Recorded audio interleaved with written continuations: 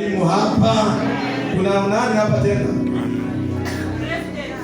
President wako hapa, wabunge wako hapa, wahubiri, mabishops wako hapa, katika jina la Yesu Kristo ninaona, katika jina la Yesu Kristo. Sisi tunawabariki hawa watoto. Tunawatakia mambo mazuri, si ndio?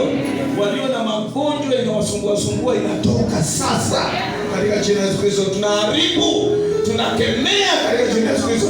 Haijalishi ulitoka katika ukoo gani, haijalishi ulitoka kwa mazingira gani, tunasafisha kwa damu ya Yesu na tunatakasa katika jina la Yesu Kristo. Haijalishi mama yako alikuzaa kwa shida, alikuzaa kwa matatizo, haijalishi, wewe ni mtoto wa Mungu. Wewe ni mtoto wa Mungu. Baba, katika jina la Yesu Kristo, tunabariki watoto hawa na wakabidhi mikononi mwako. Tunawafunika kwa damu yako. Haijalishi mazingira waliotoka, tunawakabidhi hawa katika mazingira yako Yesu. Watakapotembea, tembea na wao.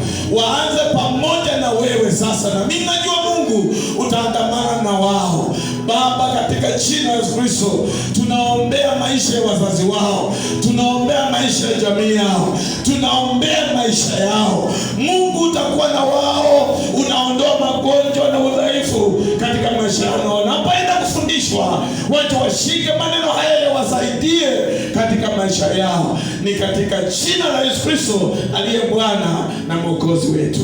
Amen.